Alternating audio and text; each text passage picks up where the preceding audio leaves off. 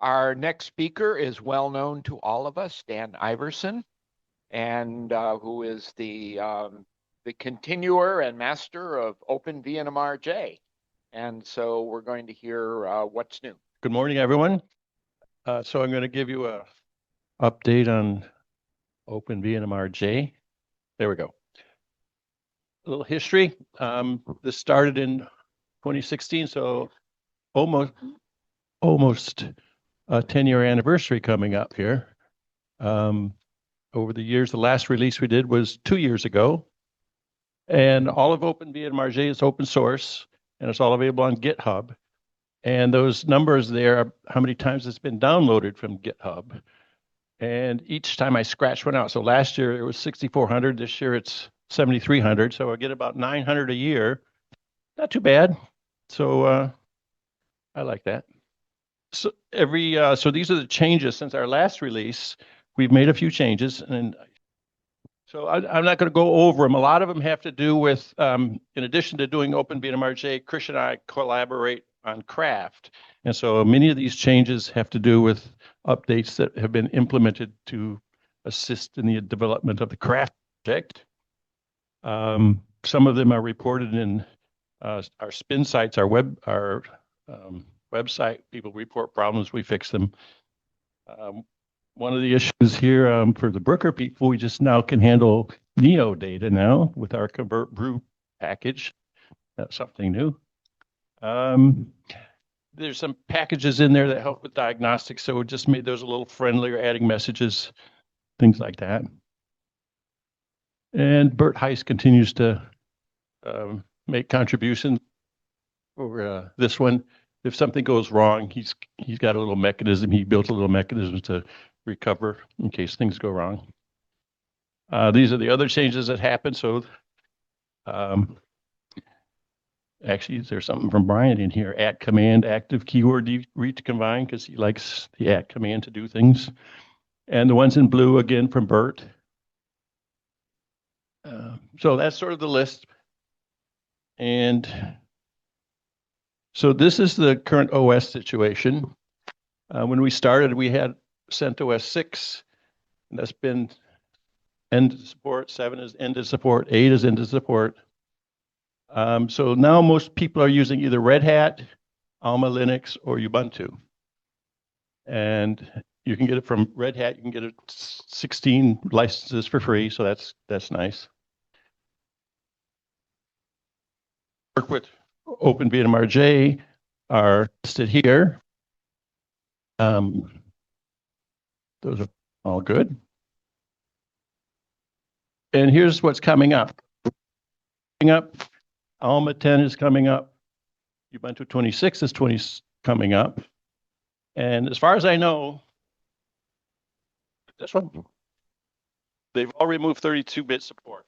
This one doesn't work. Okay. They've all removed 32-bit support. And OpenVnmrJ is a 32-bit app. So that doesn't quite work. I think it's working. Yeah. So what to do? Enter Brian Antelak. So Brian and I have been working approximately 3 months or so, and he's been helping port OpenVnmrJ to a 64-bit thing. We've had about, I think, 12 different patches that he's installed in his DDR system. And it's now completely 64-bit on DDR systems. And I think it's been working for at least 2 months now, roughly. Month or 2 months, something like that. So that's good. So we're getting there. So then you guys say, well, what about us Mercury and Nova people? What's the matter with us? Because his is the DDR. Enter Pierre, last name, Ode, I'm not sure.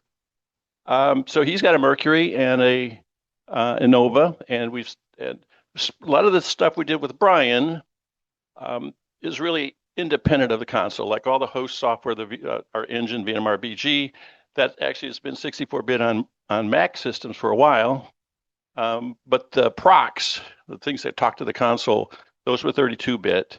Some of those are independent of the console, like there's proc and RoboProc and AutoProc and AtProc. those don't really matter what the console is. So those work directly on the Innova Mercury systems already. It's only the procs that talk to the console, EXP proc, send proc, receive proc, and info proc.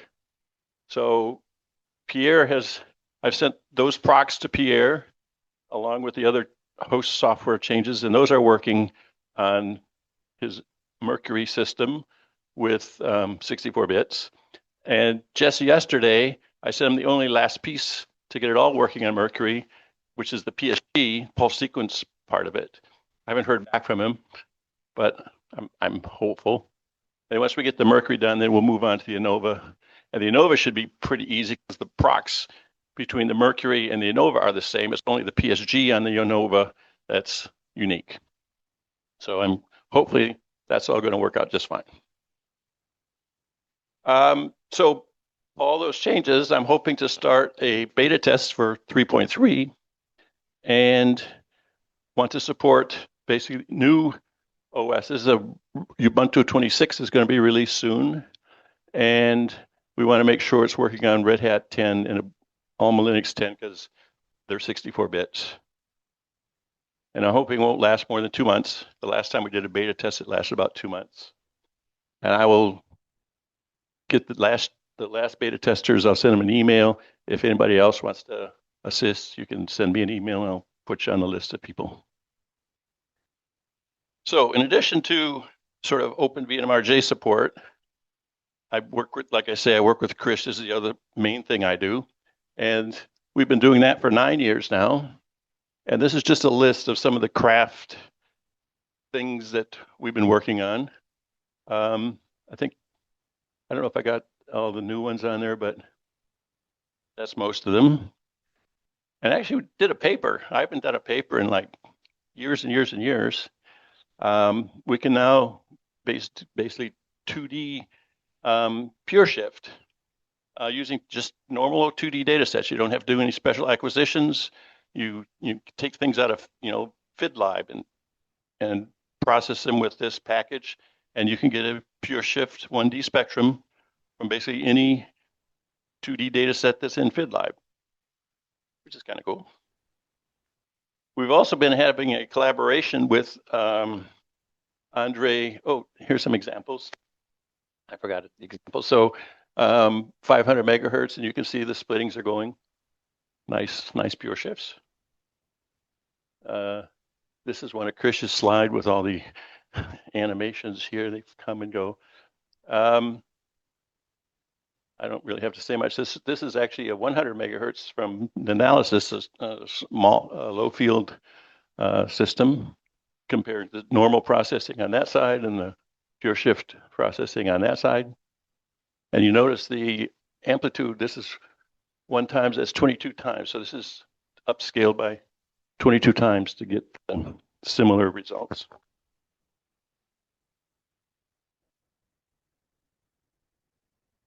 This is all post-processing. Yeah, we don't have. Yes, post-processing. And we've been doing a collaboration with Andre Simpson at University of Toronto. And so this set of posters are actually all related to craft processing. If you're interested, you can go visit those. In addition to craft, there's also some old adventures that I've done over the years. Both Chris and I worked from 2017 to 2019 with JAIL to put OpenVnmrJ and craft on their Delta system. That worked out great. You can still get that on the JAIL system. From 2019 to 2021, I worked with Bridge 12. They had a Overhauser DNP system running. I see the 12 or 14 megahertz. I forgot which it was. That was a very fun project because we had to control a spectrometer board and also Bridge 12's microwave source. So we would treat that microwave source so like decoupler. You could pulse it on and off at different stages of the pulse sequence. We were just about ready to ship one, and I think Brooker bought Bridge 12, and I haven't heard anything from Torsten since. Well, I have, but nothing related to the project. And then there was a brief project from 21, 22, with a company called MR Scientific, which wanted to make an imaging system. They ran out of money, and so that one fell apart. But there's new adventure coming up. The new adventure, company called Resonant is developing a spectrometer. And Chad Rinstra is the head of this thing. He's the CEO of Resonant. And it'll be a solid state system for the first pass, but there are plans to make it something else. And OVJ will be used as a data acquisition system on that system. And it's so far, I mean, we haven't built one yet, but it's using basically state-of-the-art stuff. So Petalinux, a Zinc system on a chip processor. That Zinc is basically the equivalent of 2 RF channels and 2 receivers on a little tiny chip that big. Takes the place of 4 boards in a Innova system or a DDR system.